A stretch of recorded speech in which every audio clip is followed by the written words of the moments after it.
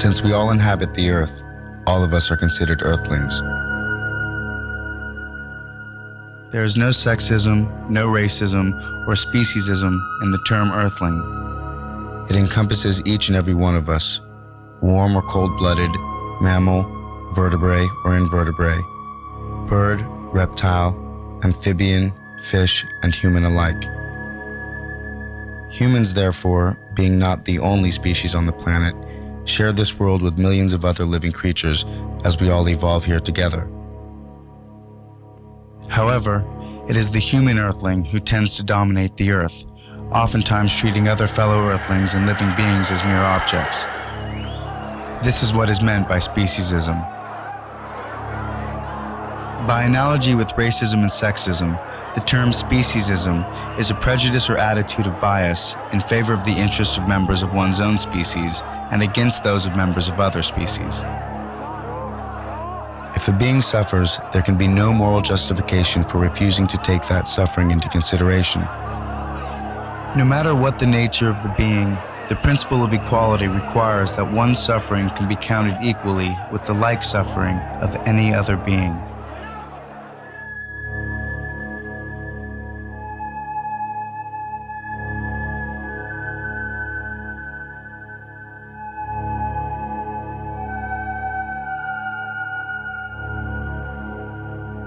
Racists violate the principle of equality by giving greater weight to the interests of members of their own race when there's a clash between their interests and the interests of those of another race.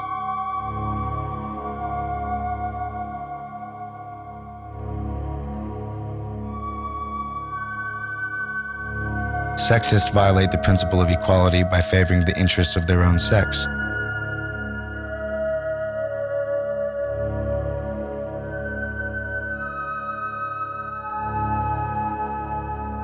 Similarly, speciesists allow the interests of their own species to override the greater interests of members of other species.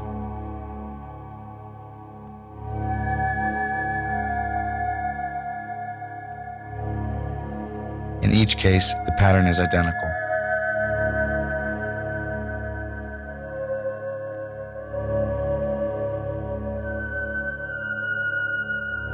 Though among the members of the human family we recognize the moral imperative of respect, every human is a somebody, not a something. Morally disrespectful treatment occurs when those who stand at the power end of a power relationship treat the less powerful as if they were mere objects.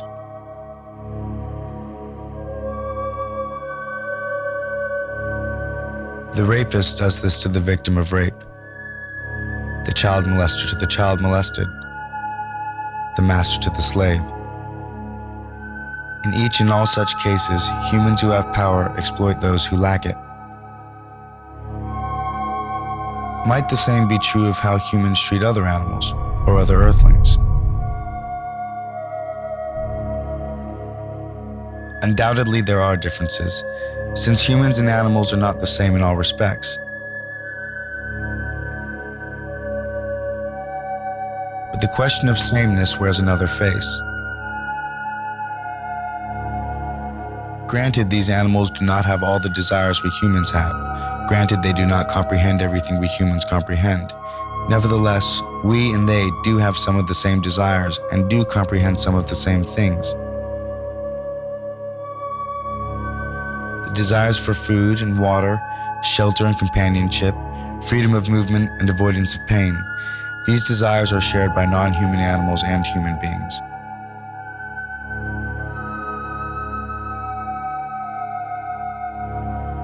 As for comprehension, like humans, many non-human animals understand the world in which they live and move.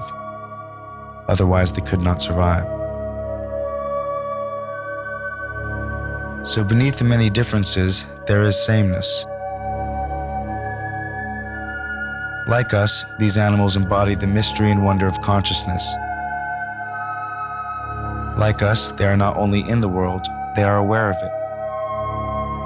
Like us, they are the psychological centers of a life that is uniquely their own. In these fundamental respects, humans stand on all fours, so to speak, with hogs and cows, chickens and turkeys. What these animals are due from us, how we morally ought to treat them, are questions whose answer begins with the recognition of our psychological kinship with them. So the following film demonstrates in 5 ways just how animals have come to serve mankind, lest we forget.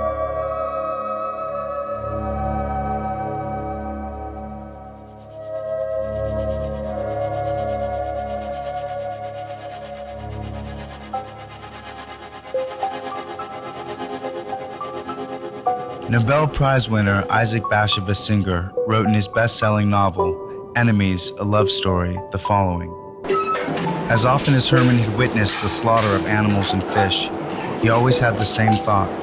In their behavior toward creatures, all men were Nazis. The smugness with which man could do with other species as he pleased exemplified the most extreme racist theories. The principle that might is right. The comparison here to the Holocaust is both intentional and obvious. One group of living beings anguishes beneath the hands of another. Though some will argue the suffering of animals cannot possibly compare with that of former Jews or slaves, there is in fact a parallel. And for the prisoners and victims of this mass murder, their Holocaust is far from over.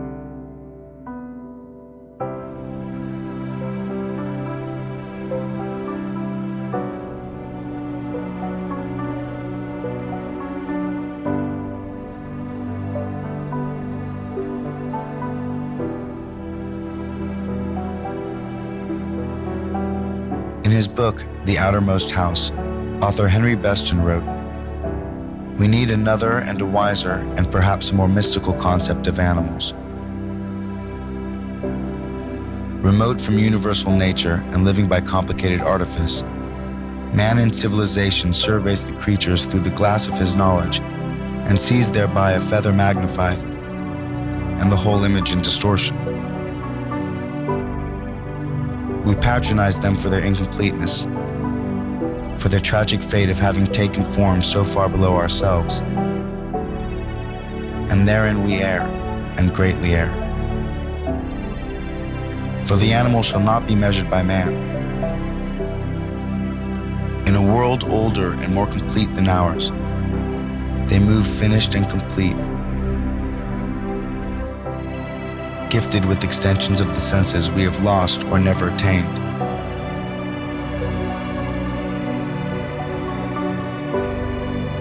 Living by voices we shall never hear.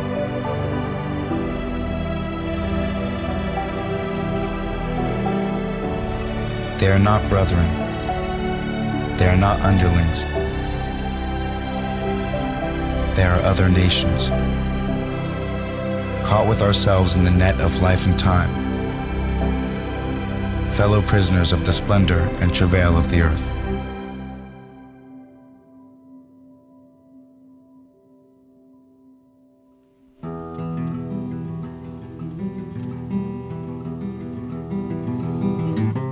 For most of us, our relationship with animals involves the owning of a pet or two. So where do our pets come from? Of course, one of the most obvious ways animals serve man is as companions. For these pets, it starts with a breeder.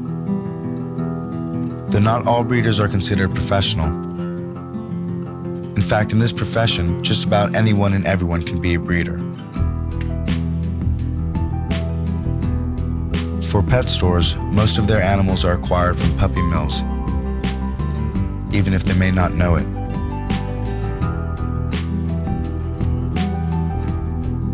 Puppy mills are low-budget commercial enterprises that breed dogs for sale to pet shops and other buyers.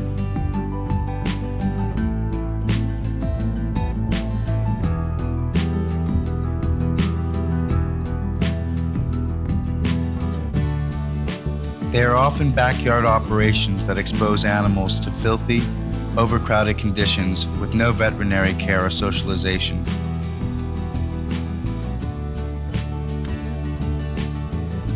Dogs from puppy mills often exhibit physical and psychological problems as they grow up.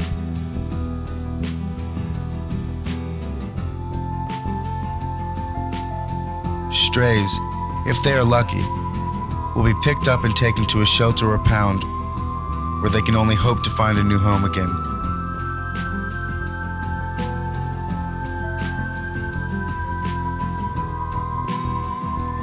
An estimated 25 million animals become homeless every year.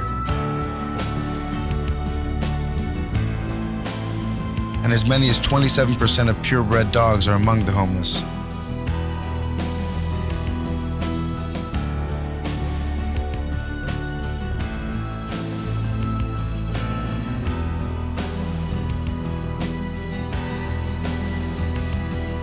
Of these 25 million homeless animals, an average of 9 million die on the streets from disease, starvation, exposure, injury, or some other hazard of street life. Many others are strays, some of whom were presumably dumped in the streets by their caretakers. The remaining 16 million die in pounds or shelters that have no room for them and are forced to kill them.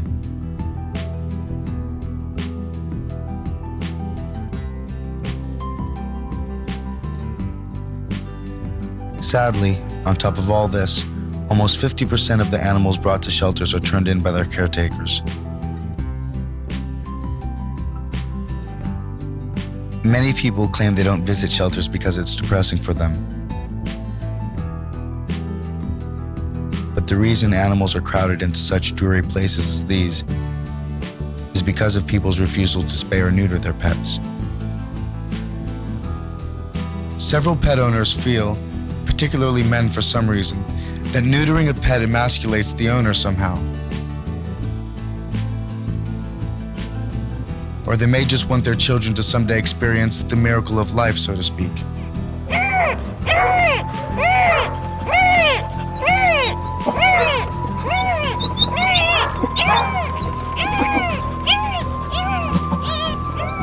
In either case, pet owners like these unknowingly take part in the euthanasia of over 60,000 animals per day.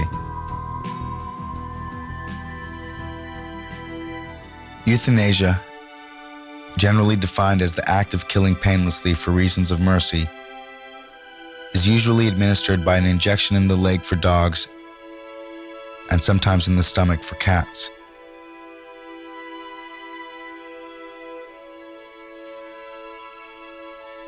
It is a quick and painless procedure for the animals, and by far the most humane, but not always the most affordable.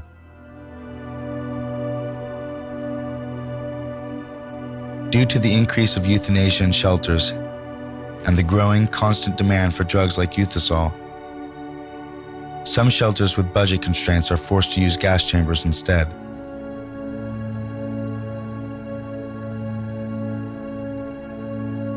In a gas chamber, animals are packed very tightly and can take as long as 20 minutes to die.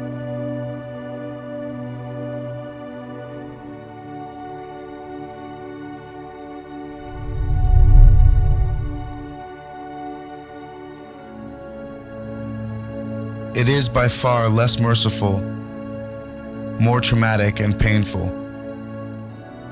but the procedure is less expensive.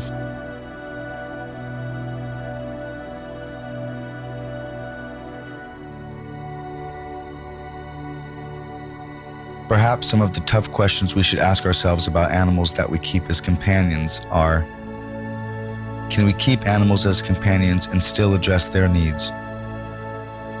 Is our keeping companion animals in their best interest, or are we exploiting them? The answers to these questions may lie in the attitudes of the human caretakers and their abilities to provide suitable environments for companion animals.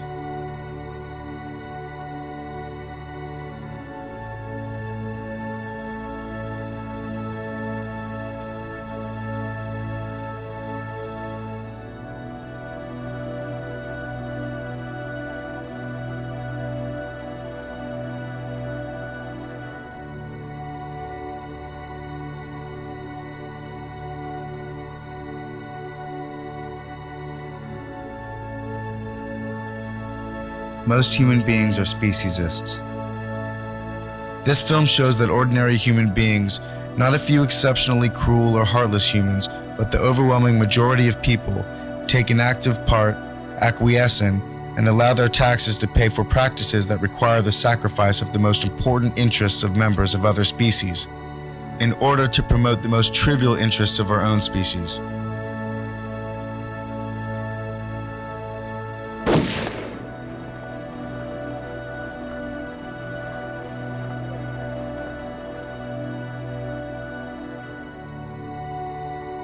The hope for the animals of tomorrow is to be found in a human culture which learns to feel beyond itself.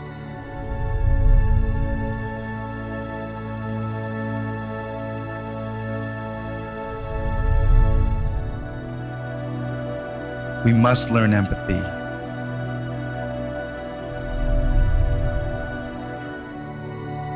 We must learn to see into the eyes of an animal and feel that their life has value because they are alive.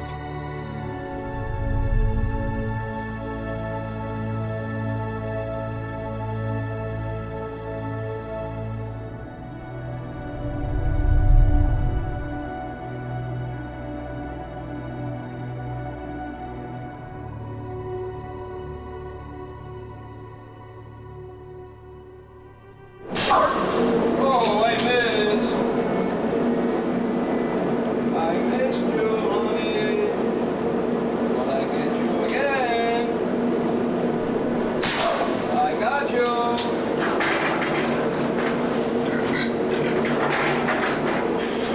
What happens in slaughterhouses is a variation on the theme of the exploitation of the weak by the strong.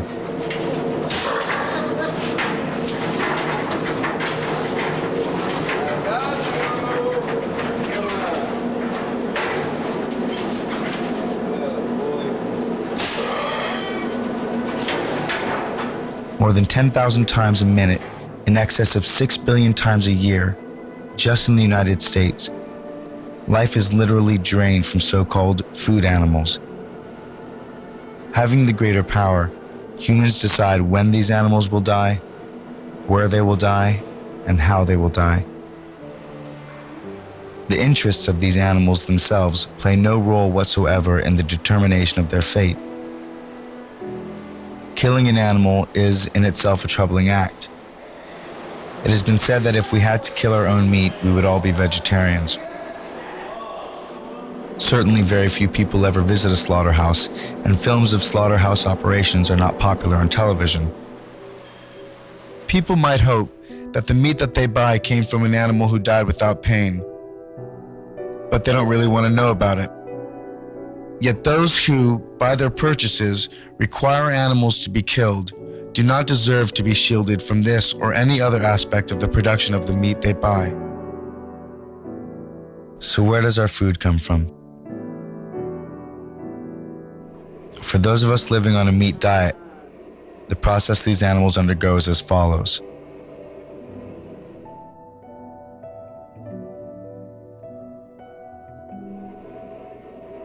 For beef, the animals are all branded. In this instance, on the face.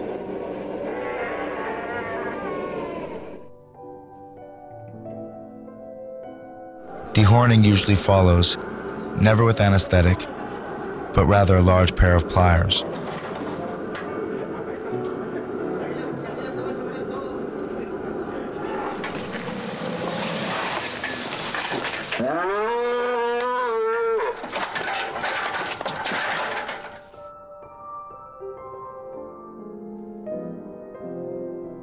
In transportation, animals are packed so tightly into trucks they are practically on top of one another. Heat, freezing temperatures, fatigue, trauma, and health conditions will kill some of these animals en route to the slaughterhouses. Milking cows are kept chained to their stalls all day long, receiving no exercise.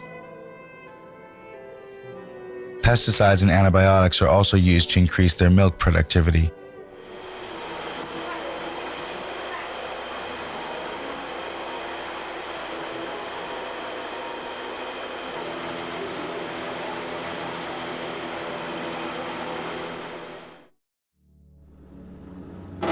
Eventually, milking cows, like this one, collapse from exhaustion. Normally, cows can live as long as 20 years, but milking cows generally die within 4, at which point their meat is used for fast food restaurants.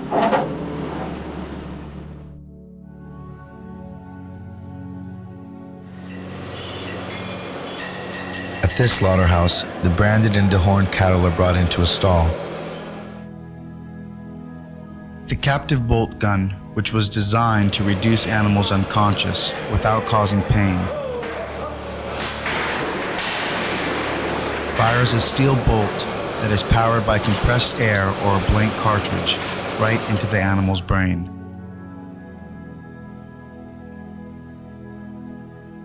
Though various methods of slaughter are used, in this Massachusetts facility, the cattle is hoisted up and his or her throat is slit. Along with the meat, their blood will be used as well.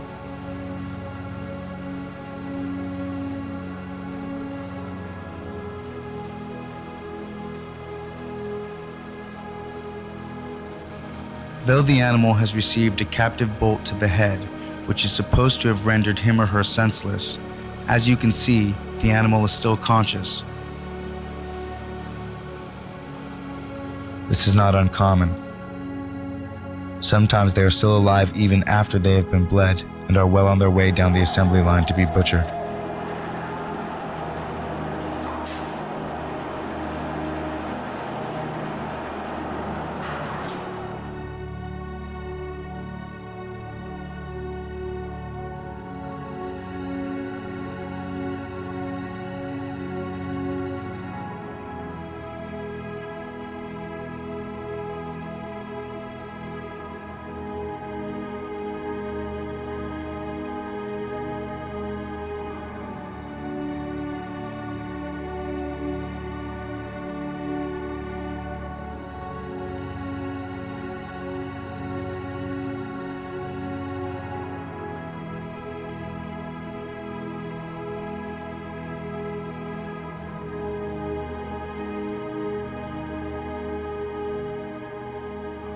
This is the largest glatt kosher meat plant in the United States.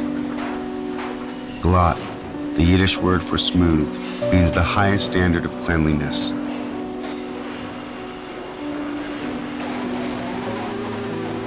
And rules for kosher butchering require minimal suffering.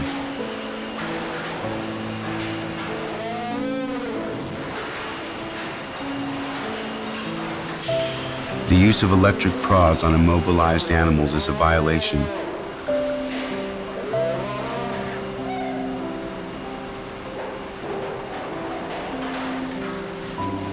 Inverting frightened animals for the slaughterer's convenience is also a violation.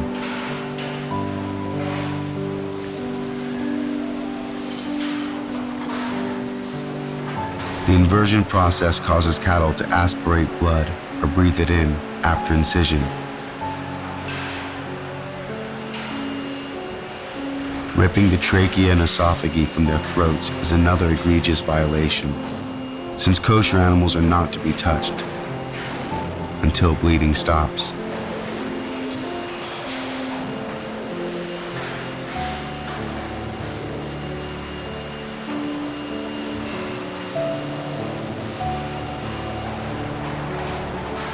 And by dumping struggling and dying steers through metal chutes onto blood-soaked floors, with their breathing tubes and gullets dangling out.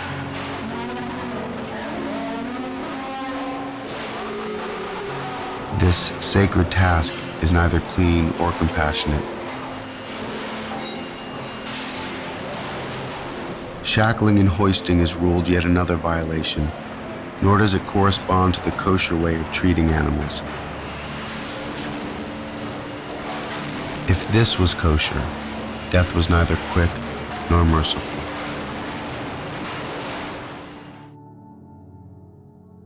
Veal, taken from their mothers within 2 days of birth, are tied at the neck and kept restricted to keep muscles from developing. Fed an iron-deficient liquid diet, denied bedding, water, and light. After 4 months of this miserable existence, they are slaughtered.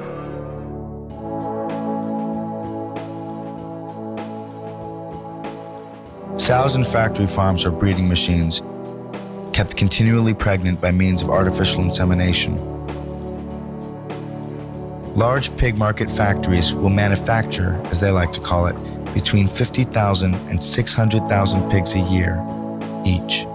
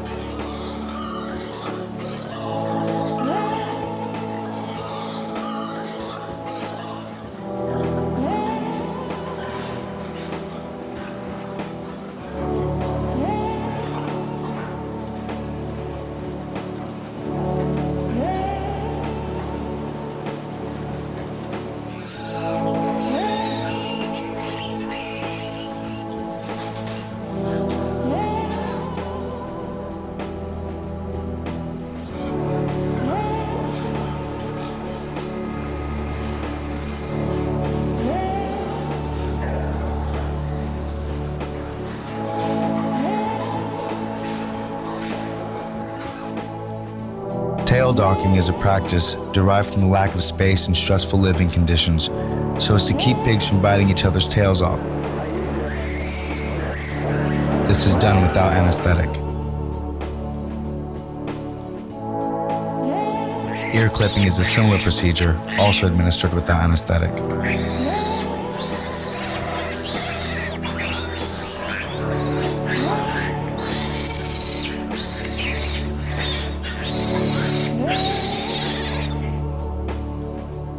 As well as teeth cutting.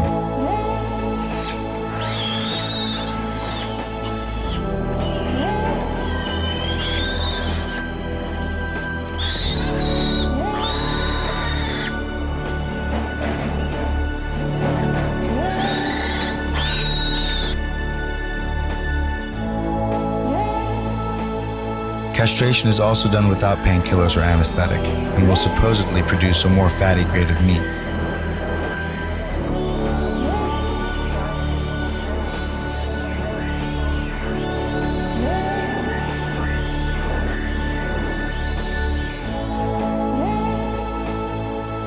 The electric prods are used for obvious reasons: handling.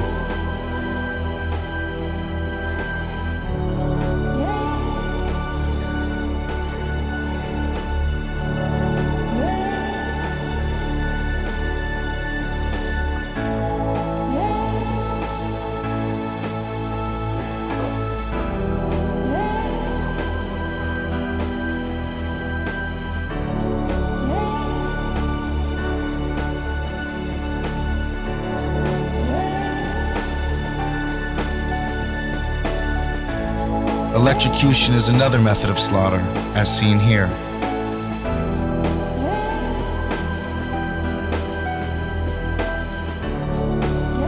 Throat slitting, however, is still the least expensive way to kill an animal.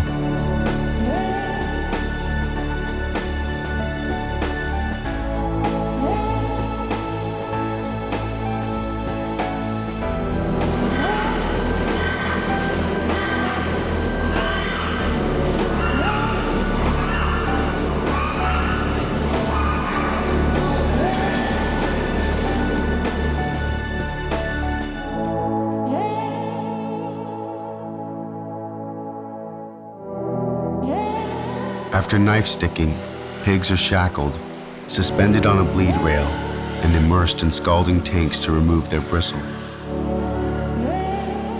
Many are still struggling as they are dunked upside down in tanks of steaming water, where they are submerged and drowned.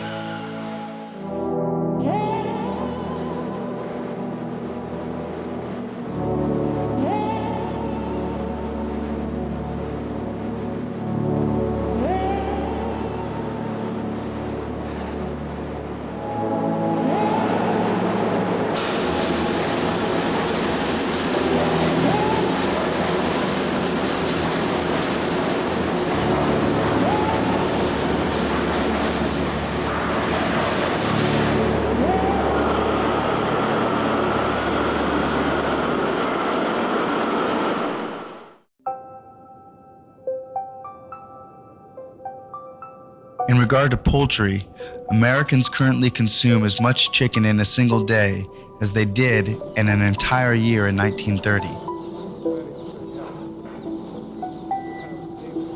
The largest broiler companies in the world now slaughter more than 8.5 million birds in a single week.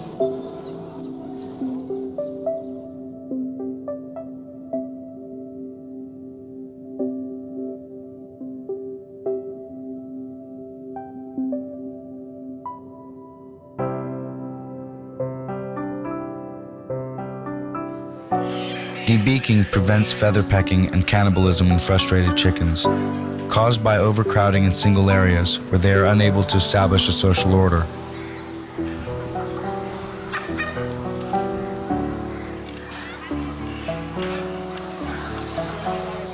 Today, done with infant chicks, the procedure is carried out very quickly, about 15 birds a minute.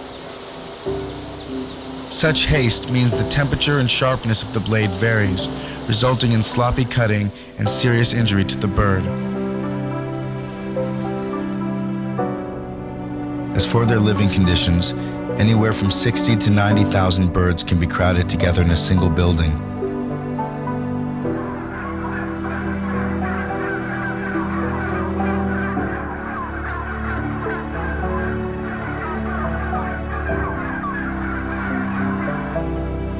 The suffering for these animals is unrelenting. It is a way of life.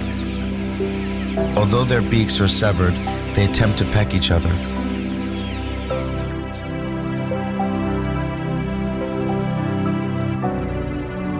For hens, they live in a laying warehouse, crammed inside so-called battery cages.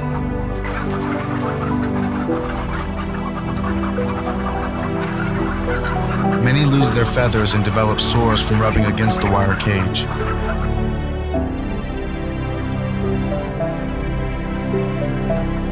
Crowding prevents them from spreading their wings, and the hens cannot even fulfill minimal natural instincts.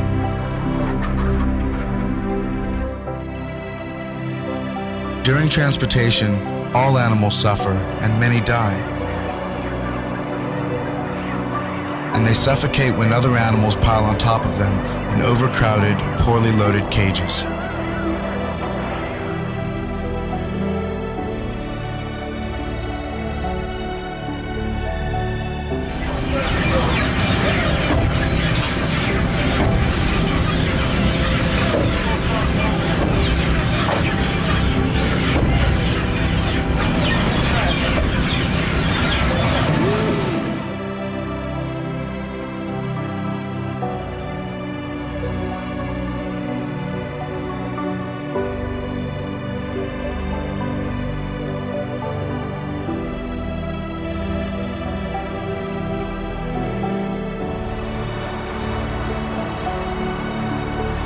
Chickens are slaughtered in numerous ways. Some may be clubbed to death or have their heads cut off.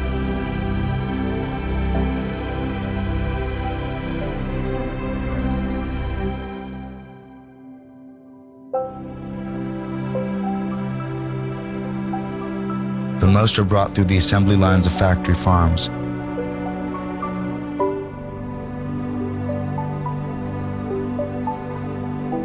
Dangled upside down on a conveyor belt, their throats are slit, and they are left to bleed to death.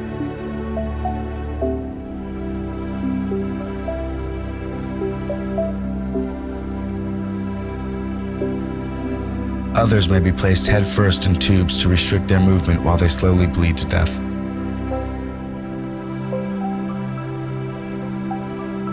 Surely, if slaughterhouses had glass walls, would not all of us be vegetarians? But slaughterhouses do not have glass walls. The architecture of slaughter is opaque, designed in the interest of denial, to ensure that we will not see even if we wanted to look. And who wants to look? Let's go, motherfucker!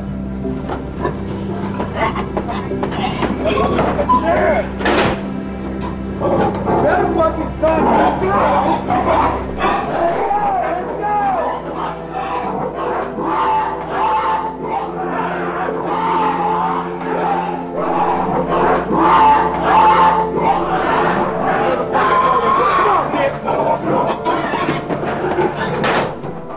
It was Emerson who observed more than 100 years ago, "You have dined, and however scrupulously the slaughterhouse is concealed in the graceful distance of miles, there is complicity." Fucking enemy! Fuck on, bitch! Fuck on, bitch! Oh, fucking enemy!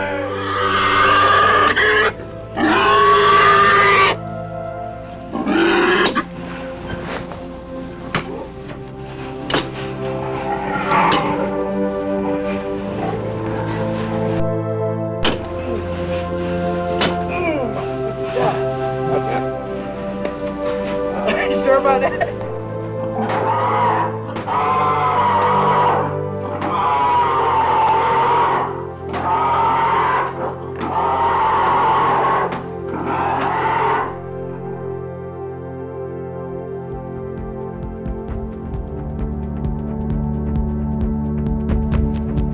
And for those who think eating seafood is healthier than land animals, just remember how much irretrievable waste and contaminated sediments are dumped into our oceans. In the past, oil, nuclear, and chemical industries have done little for the protection of marine environments. And dumping on or under the seabed has always proved a convenient place to dispose of inconvenient wastes.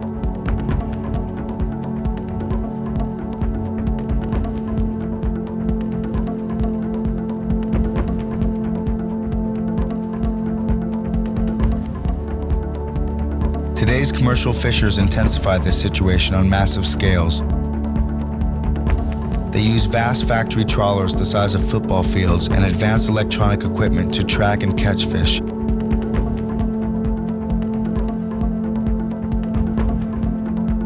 Huge nets stretch across the ocean, swallowing up everything in their path.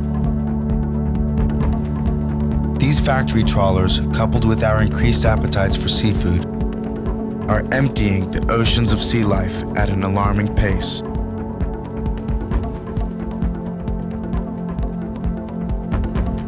Already 13 of the 17 major global fisheries are depleted or in serious decline. The other 4 are overexploited or fully exploited.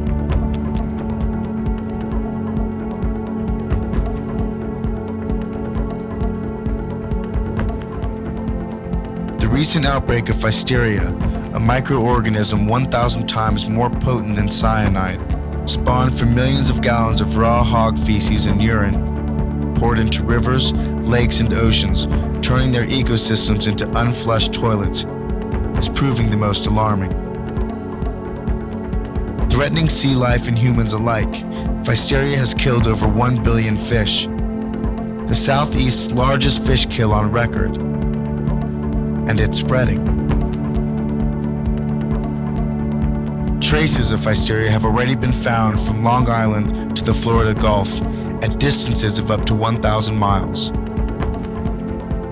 In fact, this water-based Pfiesteria invasion stands as one of the worst outbreaks of a virulent microorganism in U.S. history. It is a level 3 biohazard. Ebola is a 4. AIDS is a 2. And this bug mutated as a direct result of our mass consumption of animals, particularly pork. With hog farms fattening millions of pigs for slaughter, grain goes in and waste comes out. This waste finds its way into our oceans and water supply systems, contaminating the animals that live in it, as well as those who eat from it.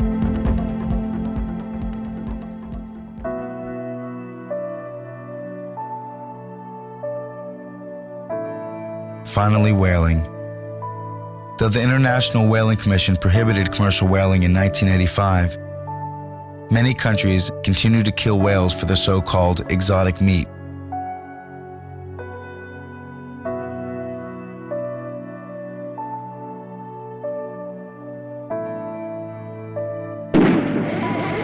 They use harpoons, firearms, blunt hooks, even explosives, or drive them into authorized whaling bays where they are made to beach and can be killed with knives in the shallows.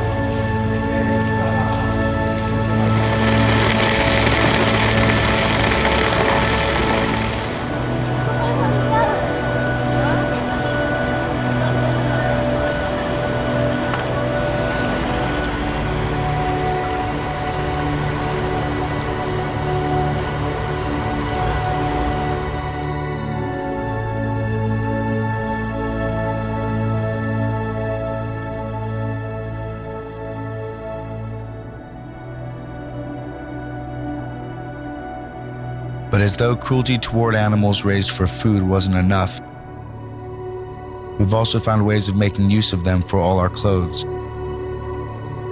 Jackets, shoes, belts, gloves, pants, wallets, purses, and so on. The next question is obviously, where do our clothes come from?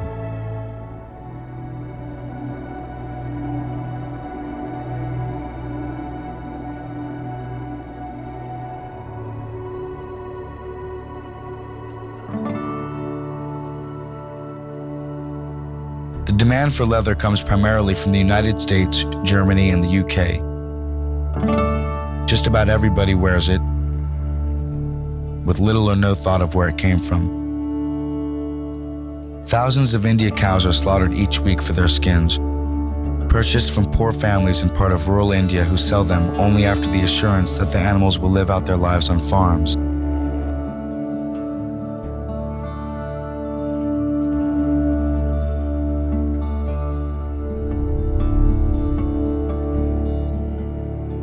to relocate the animals to a state where they can legally be killed, since cattle slaughter is forbidden in most of India. The animals must be shoed and roped together in preparation for a harrowing death march, which could last for several days.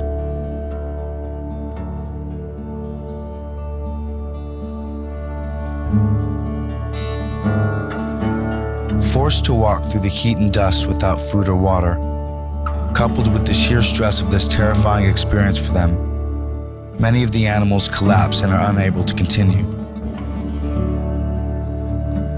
Bear in mind that most of the cattle are being placed in a truck for the first time in their lives and are likely to be frightened, especially if they have been handled hastily or roughly by the men loading the trucks. The noise and motion of the truck itself is also a new experience, one which makes them ill. After 1 or 2 days inside the truck without food or water, they are desperately thirsty and hungry, especially since it is normal for such cows to eat frequently throughout the day.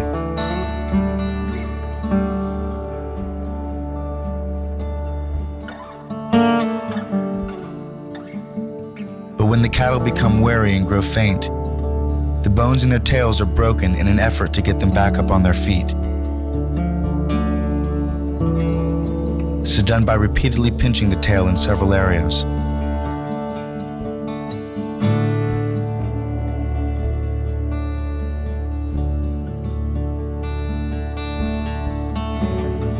Handlers must constantly keep the cattle moving, pulling them by nose ropes, twisting their necks, horns, or tails. They lead, or rather force, the cattle down embankments and in and out of trucks without ramps, causing injuries like broken pelvises, legs, ribs, and horns.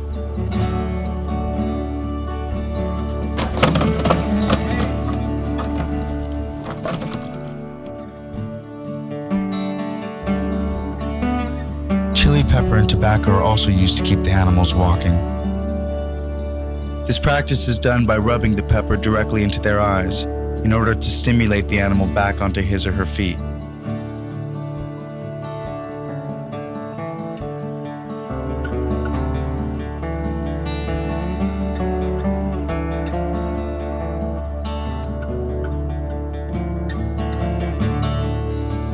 And all this before the slaughter. As many as half of the animals will already be dead by the time they arrive at the slaughterhouse.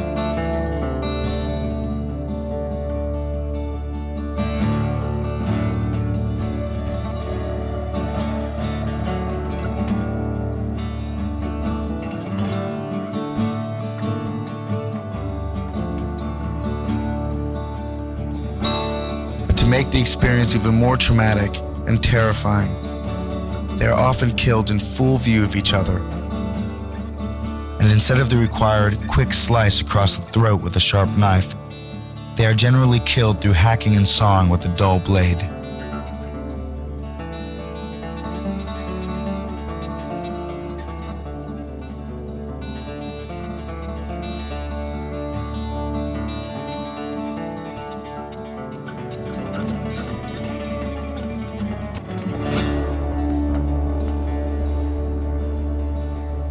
Afterwards, the skins from these animals are sent to tanneries that use deadly substances like chromium and other toxins to stop decomposition. Remember, leather is dead flesh. It is dead skin, and therefore natural for it to decompose and rot away unless treated with such potent substances as these. And for people, the health effects of such chemicals and tanneries, in lieu of the continued demand for leather goods, is yet another issue.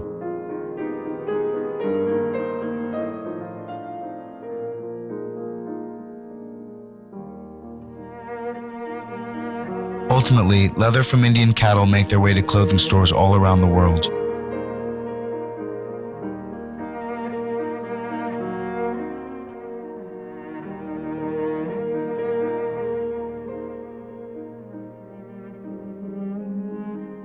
Most major chains sell Indian leather.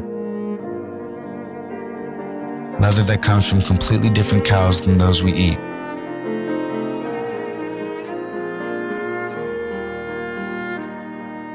And what about fur? Over 100 million wild animals are murdered for their pelts every year, 25 million in the United States alone. These animals, obtained by hunting and trapping, are kept on fur farms in conditions like these. Naturally, these undomesticated, wild animals are not accustomed to being caged. And cage madness develops when frightened and frustrated animals are driven crazy from the stress of confinement. These wild, free-roaming animals and their offspring find themselves unable to live a natural life, can never take even a few steps or feel the earth beneath their feet. Instead, they are reduced to scratching, circling, and pacing endlessly. The physical injuries these animals endure on fur farms involve broken and exposed bones,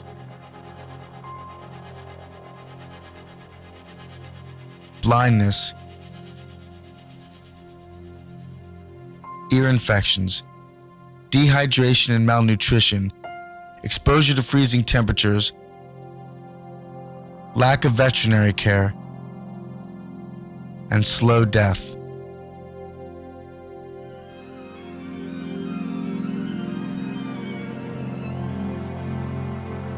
No laws indicate the killing of animals on fur farms. Therefore, the least expensive methods are the most appealing. Carbon monoxide poisoning, strychnine, suffocation, breaking the neck, and anal electrocution are some of the more common methods used. Removed from his or her cage with a heavy neck pole, the animal is walked past the rows of bodies of slaughtered foxes, sables, raccoons, and wolves, among others. Death by anal electrocution is a crude process that requires a probe to be inserted in the rectum while the animal bites down on a metal conductor.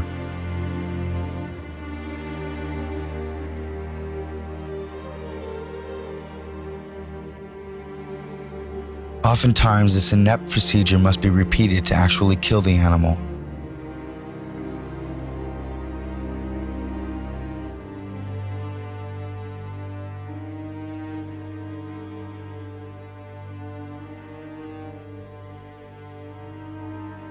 And the skin carcasses seen here will later be ground up and fed to the animals still caged.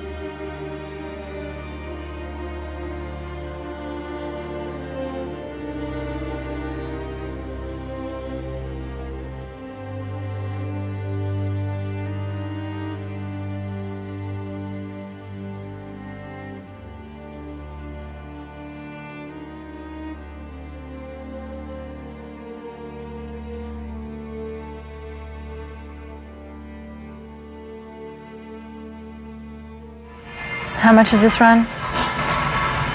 This is $49,500.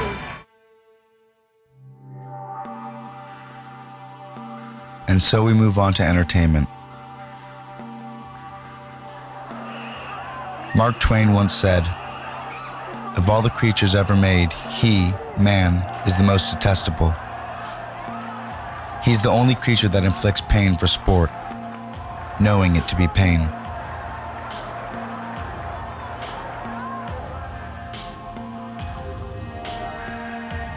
In rodeos, bulls and broncos don't buck because they're wild, but because they're in pain. A belt called a flank strap or a bucking strap is secured around the animal's body over the genital area. As the animal leaves the chute, a tight jerk on the belt is enough to start him bucking in pain. Apart from other injuries animals incur at rodeos, such as broken legs, they're also worked up by being slapped, teased, given electric prods, and otherwise tormented to bolt out of the chute in a frenzy.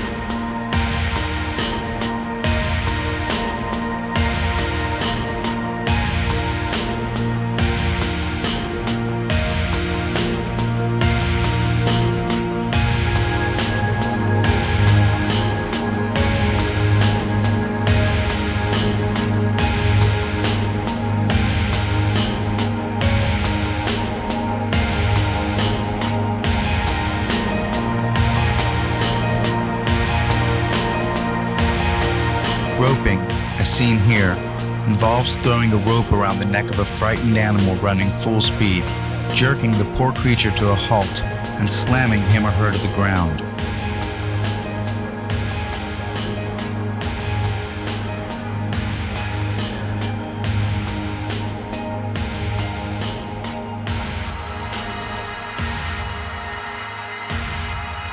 Like any other business, dog racing and horse racing are industries motivated by a common denominator: profit.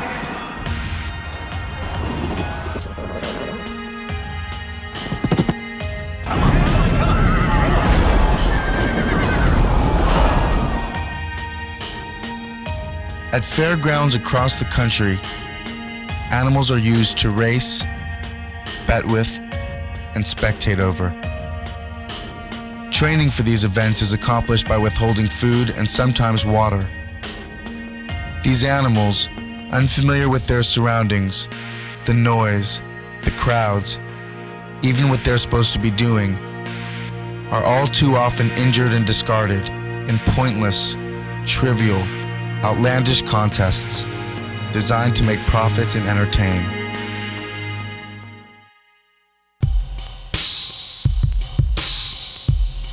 Besides loss of habitat, hunting is the #1 threat to wildlife today. Hunters kill over 200 million animals every year. Deer, rabbits, and squirrels top the list of desirable targets. There is no denying it. If hunting is a sport, it is a blood sport. The targets are living, and they undergo violent deaths.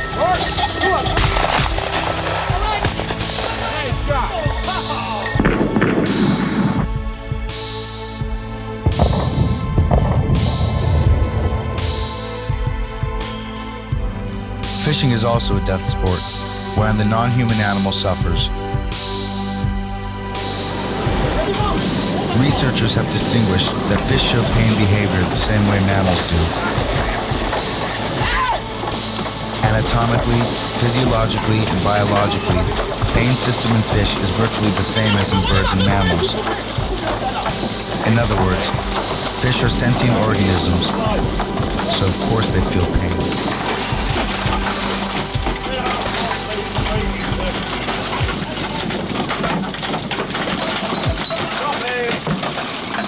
For those who think fish die gentler deaths, consider that their sensory organs are highly developed. Their nervous system's complex. Their nerve cells very similar to our own, and their responses to certain stimuli immediate and vigorous.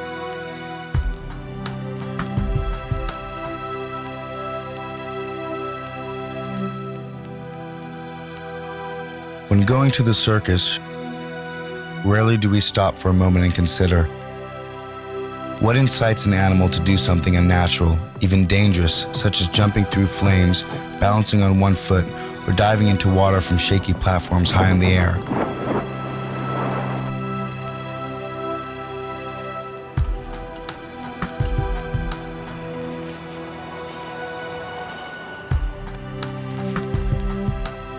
Animal trainers would like for the public to believe that animals are coaxed into such behaviors with the promise of rewards.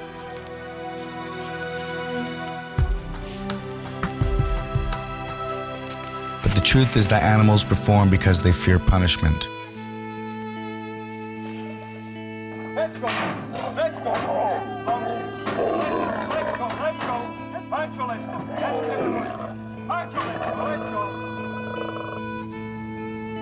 In essence, circuses condemn animals who are wild by nature to live out their days isolated in tiny, barren cages, denied normal exercise and socialization, shuttled around from place to place,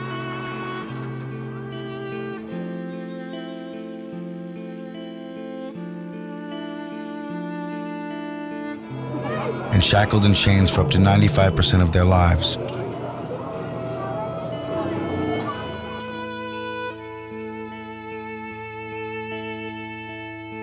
Elephants are taught to perform with positive reinforcement and never hit. Never hit. Never, never, never will you see anyone use the ankus as anything other than a guide or a tool.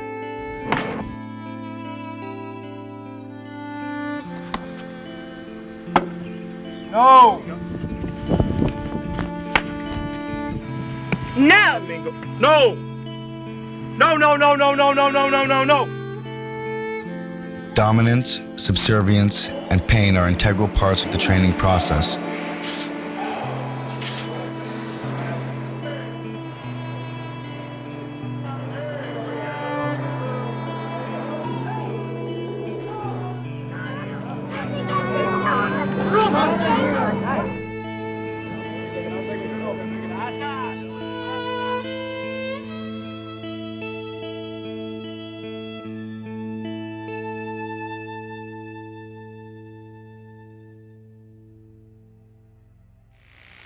Hurt him. Don't touch him. Make him scream. If you're scared to hurt him, don't come in his room. When I say rip his fuck, you know how I am about touching him, right? So if I say rip his head off, rip his fucking foot off, what does that mean? It's very important to do it, right? And then when he starts squirming too fucking much, both fucking hands, boom, right under that chin. Sit, and you better back up. Then when he fucks around too much, don't grab that leg. You fucking sink that hook and give everything you got. When it's in there, go. And he's gonna start screaming. When you hear that screaming, then you know you've got their attention. I hear them all. You do it on the road. She's gonna fucking do what I want. That's just fucking way it is. All right. Becky! Becky!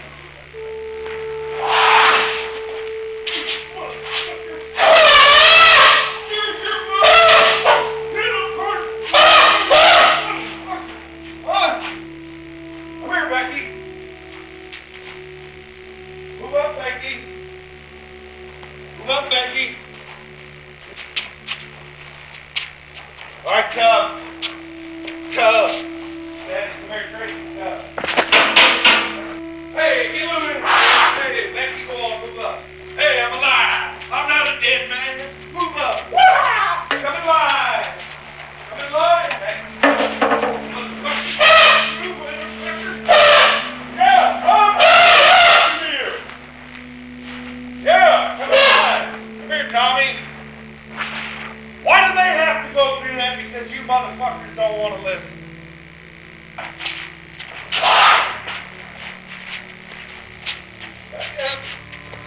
You got a pussy ass fucking attitude. It's just the way they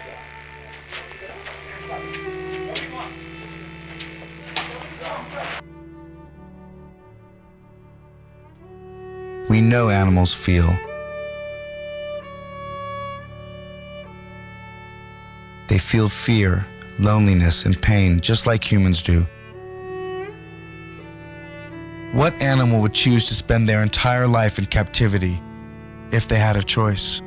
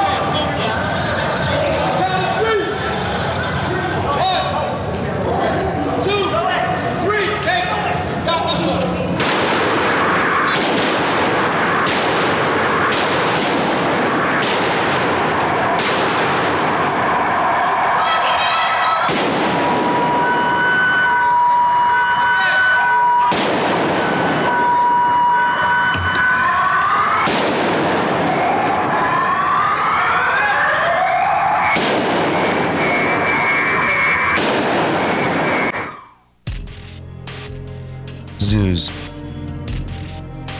Are zoos valuable educational and conservation institutions?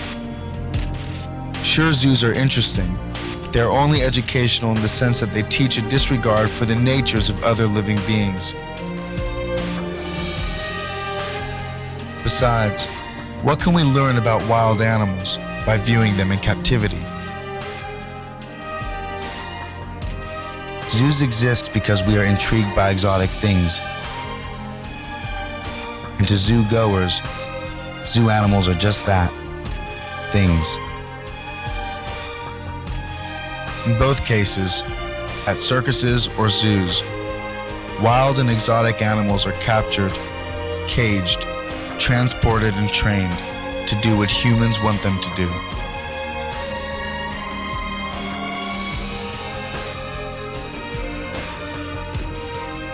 At best, the term bullfighting is a misnomer, as there is little competition between the sword of a nimble matador, which is Spanish for killer, and a confused, maimed, psychologically tormented, and physically debilitated bull. Many prominent former bullfighters report that bulls are intentionally debilitated with tranquilizers and laxatives, beatings to the kidneys, and heavy weights hung around their necks for weeks before a fight.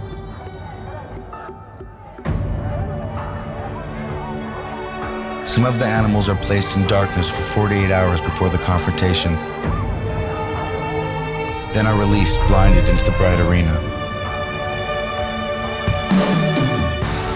In a typical event, the bull enters and is approached by men who exhaust and frustrate him by running him in circles and tricking him into collisions.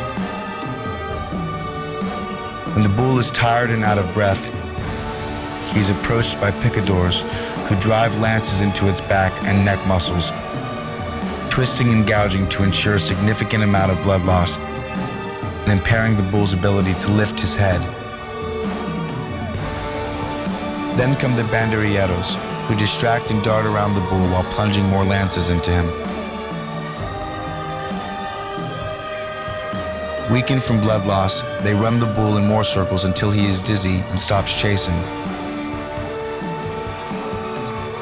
Finally, the matador, this killer, appears and after provoking a few exhausted charges from the dying animal, tries to kill the bull with his sword. And this bloody form of amusement is bullfighting.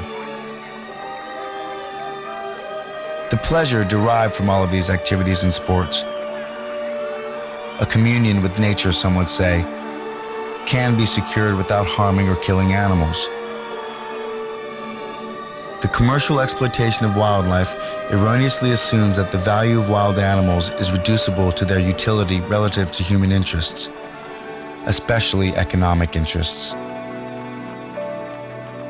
But wild animals are not a renewable resource, having value only relative to human interests. That perception can only be that of a speciesist.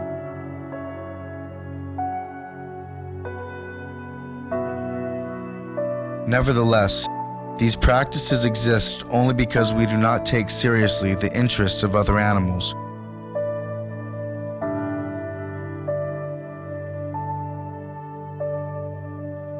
In this light, are humans not the most callous speciesist of all?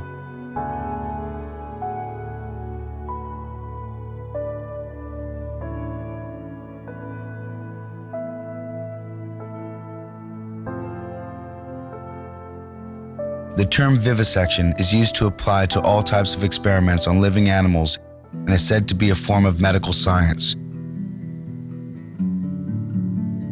The reason for experimentation of this type is to allegedly discover cures for human ailments and illnesses. But those who hope to find remedies for human ills by inflicting deliberate sufferings on animals commit two fundamental errors in understanding. The first is the assumption that results obtained on animals are applicable to mankind. The second concerns the inevitable fallacy of experimental science in respect to the field of organic life. Since animals react differently from human beings, every new product or method tried out on animals must be tried out again on man through careful clinical tests before it can be considered safe. This rule knows no exceptions. Tests on animals are not only dangerous because they lead to wrong conclusions, but furthermore, they retard clinical investigation, which is the only valid kind. Just remember the fact that any disease deliberately provoked is unlike any disease that arises spontaneously.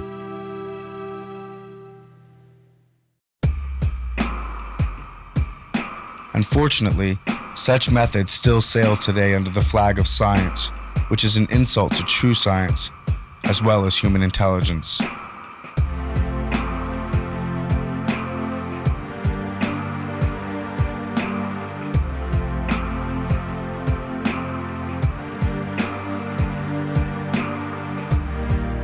And so, vivisection applies to medical experiments. Done with the administration of noxious substances,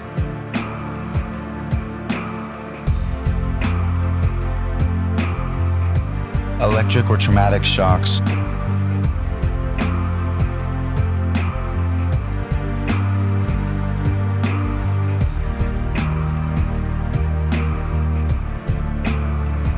unanesthetized operations,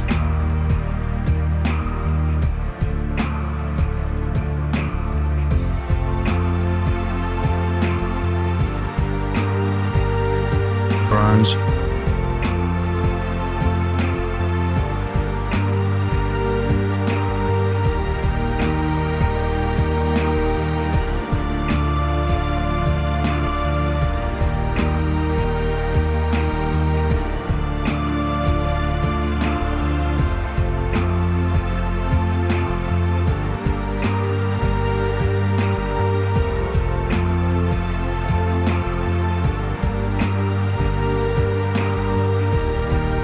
drawn-out deprivations of food and drink,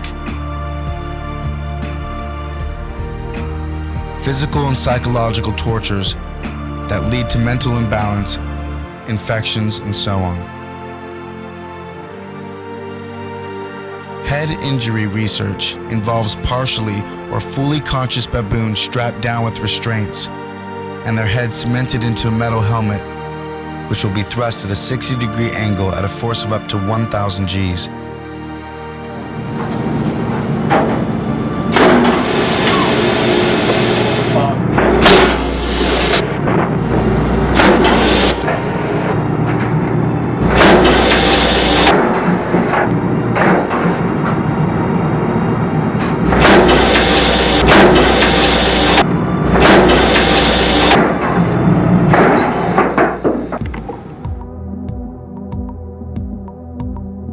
purpose of this experiment is to simulate auto crashes, football, boxing, and other head-related injuries.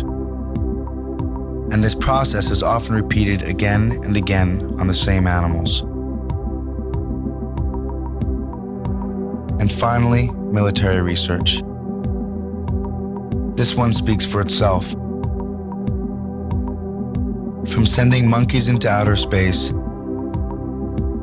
and testing atomic blasts on helpless dogs to exposing primates to nuclear radiation.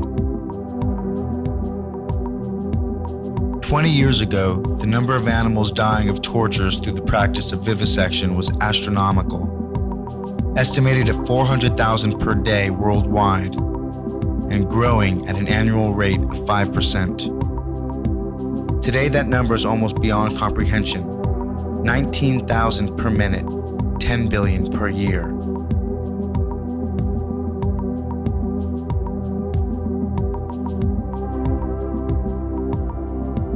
Some uneducated persons pretend to know that less intelligent animals don't feel pain the same way we do. In truth, we know very little about how specific animals may feel, except that they must also submit to the universal law that causes every organism dying by unnatural means to suffer greatly before that final release. But it's nonsense to say that animals do not suffer because they have a lower order of intelligence.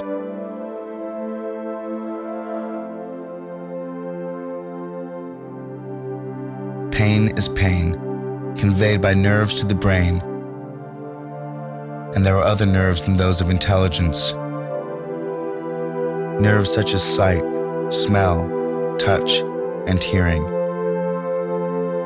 And in some animals, these nerves are much more highly developed than in man.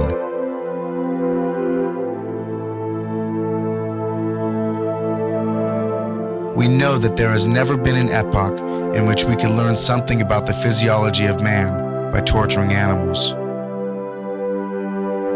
We only learn something about animals. And if there is something we can learn from them on the psychological level, it is not by means of steel or electricity, much less so through psychic violences. The systematic torture of sentient beings, whatever the pretext and in whatever form, cannot achieve anything more than it already has. To show us what is the lowest point of debasement man can reach.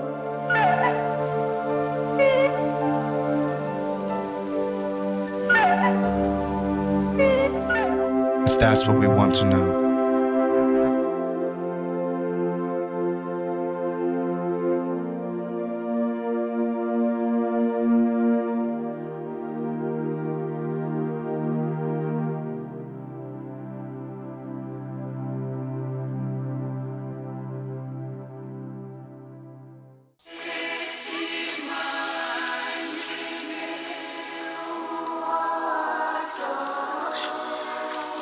Ignorance is the species' first line of defense. Yet it is easily breached by anyone with the time and determination to find out the truth. Ignorance has prevailed so long only because people do not want to find out the truth. "Don't tell me, you'll spoil my dinner," is the usual reply to any attempt to tell someone just how that dinner was produced. Even people who are aware that the traditional family farm has been taken over by big business interests, that the clothes come from slaughtered cows, that their entertainment means the suffering and death of millions of animals, and that some questionable experiments go on in laboratories, still cling to a vague belief that conditions cannot be too bad, or else the government or the animal welfare societies would have done something about it. But it is not the inability to find out what is going on, as much as a desire not to know about facts that may lie heavy on one's conscience, that is responsible for this lack of awareness. After all, the victims of whatever it is that goes on in all these awful places are not members of one's own group.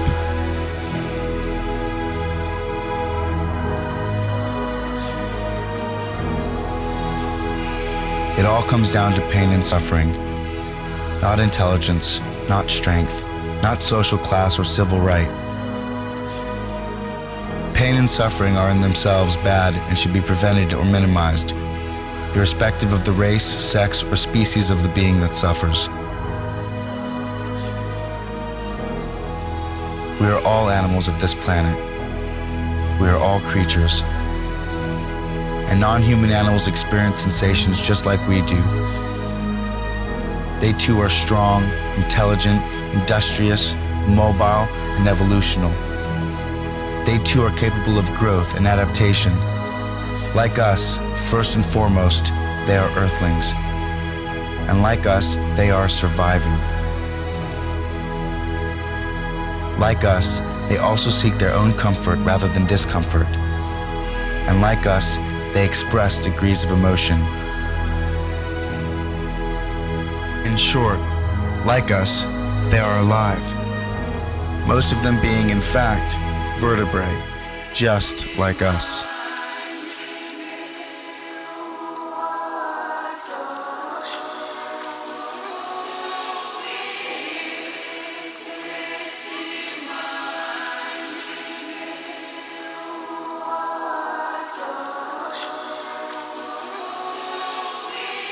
As we look back on how essential animals are to human survival, our absolute dependence on them for companionship, food, clothing, sport and entertainment, as well as medical and scientific research. Ironically, we only see mankind's complete disrespect for these non-human providers. Without a doubt, this must be what it is, to bite the hand that feeds us. In fact, we've actually stomped and spit on it. Now we are faced with the inevitable aftermath. This is evident in health reports due to our over-excessive consumption of animals.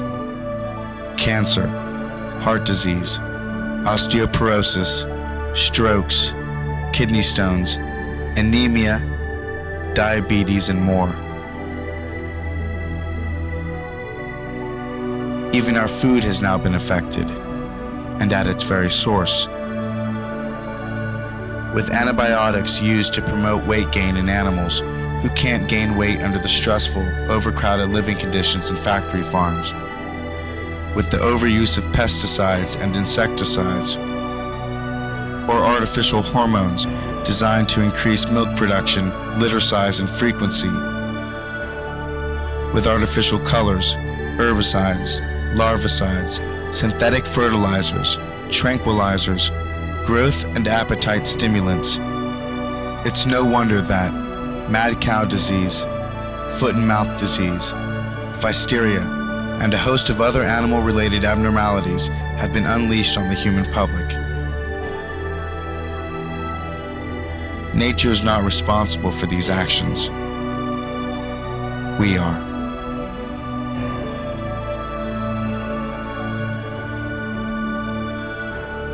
So a change is inevitable. Either we make it ourselves, or we will be forced to make it by nature itself. The time has come for each of us to reconsider our eating habits, our traditions, our styles and fashions, and above all, our thinking.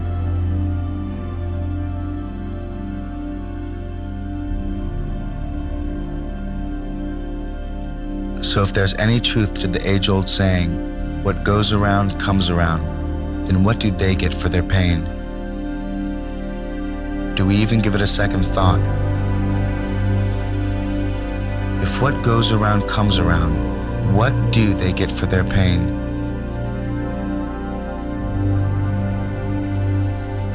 They are Earthlings. They have the right to be here just as much as humans do.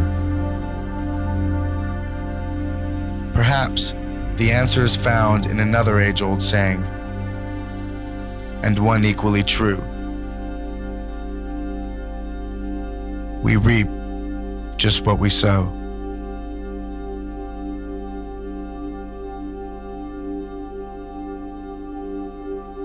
So of course animals feel, and of course they experience pain. After all, has nature endowed these wonderful animals with well springs of sentiment so that they should not feel? Or do animals have nerves in order to be insensitive?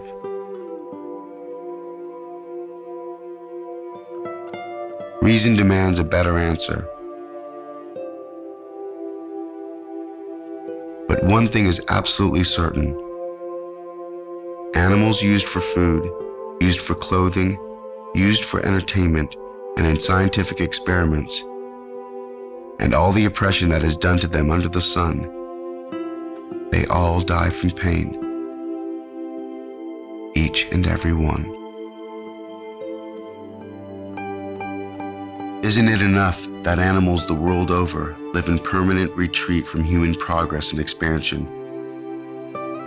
And for many species, there is simply nowhere else to go. It seems the fate of many animals is either to be unwanted by man or wanted too much. We enter as lords of the earth, bearing strange powers of terror and mercy alike.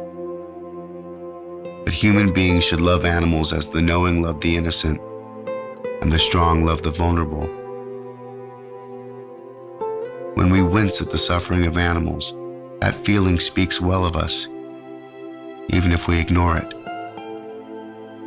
And those who dismiss love for our fellow creatures as mere sentimentality overlook a good and important part of our humanity.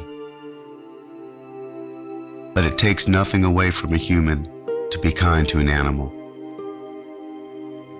And it is actually within us to grant them a happy life, and a long one. On the heath, King Lear asked Gloucester, "How do you see the world?" And Gloucester, who is blind, answered, "I see it feelingly. I see it feelingly." Three primary life forces exist on this planet: nature,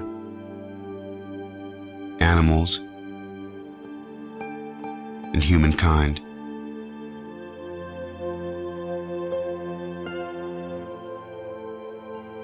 We are the Earthlings.